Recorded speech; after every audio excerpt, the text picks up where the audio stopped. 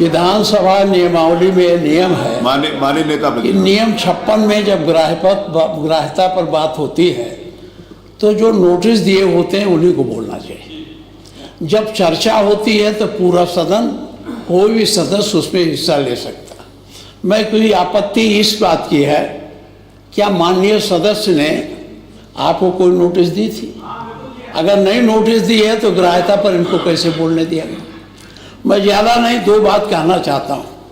मैं बहराइच खुद गया था। माननीय मुख्यमंत्री जी, बहराइच में जिस रास्ते से जुलूस निकलता था उस रास्ते में परंपरागत रूप से 50 मीटर में बड़ी घनी बस्ती है और वहाँ बड़ी संख्या में मुस्लिम आबादी है। जब पहले जुलूस जाता था तो वहाँ बड़ी संख्या में फोर्स लगा दी जाती थी। अब की बार कोई फोर्स लगाई नहीं गई और वहीं झगड़ा वितंडाबाद शुरू किया गया। अब ये कहना कि फोर्स मांगी नहीं गई, अरे सुनिए, हम भी जानते हैं।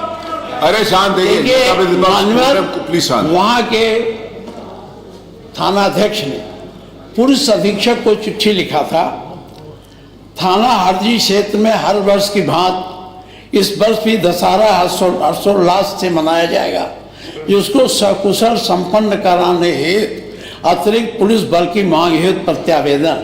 महोदय, सादर निवेदन है कि थाना स्थानीय क्षेत्र पूर्व की भांति इस वर्ष भी दशहरा पूरे हर्षोल्लास के साथ मनाया जाएगा।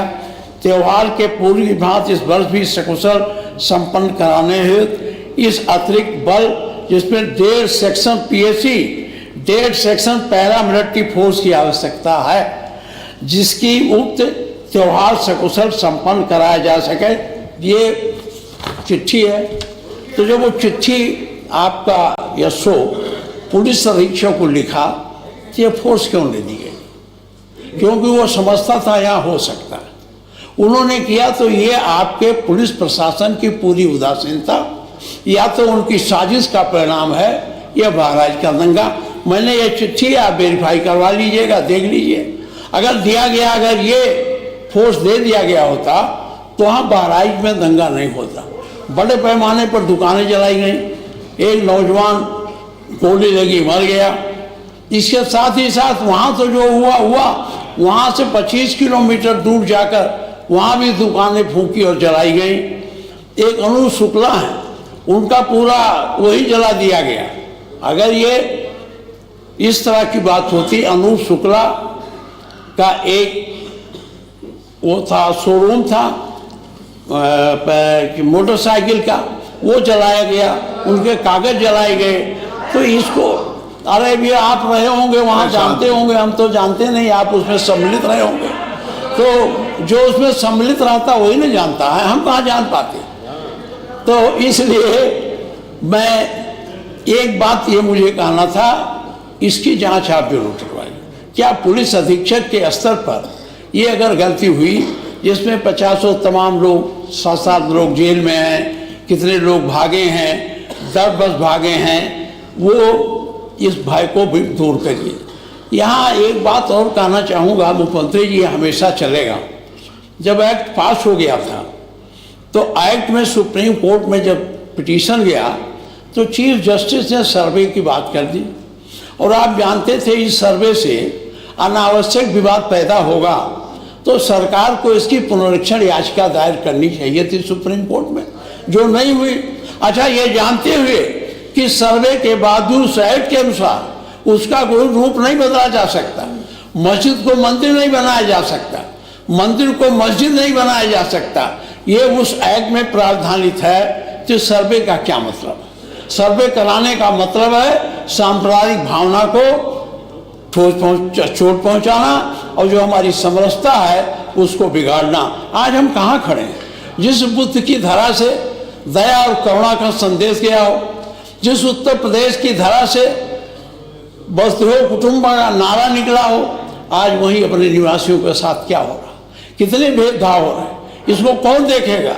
सनातन धर्म के पैरोकार लोग, सब लोग रोज इस बात को करते हैं, लेकिन आज ये क्यों हो रहा है? मैं आपसे निवेदन करता हूं कि मैं बहुत ज़्यादा हमारी घटनाओं पर बात हो गई, एक तो बहराइच की, दूसरी ये अब तो सुप्रीम कोर्ट ने प्रतिबंध लगा दिया, नहीं होगा, लेकिन इसकी उच्च स्तरीय जांच बहराइच की भी आपको करानी चाहिए।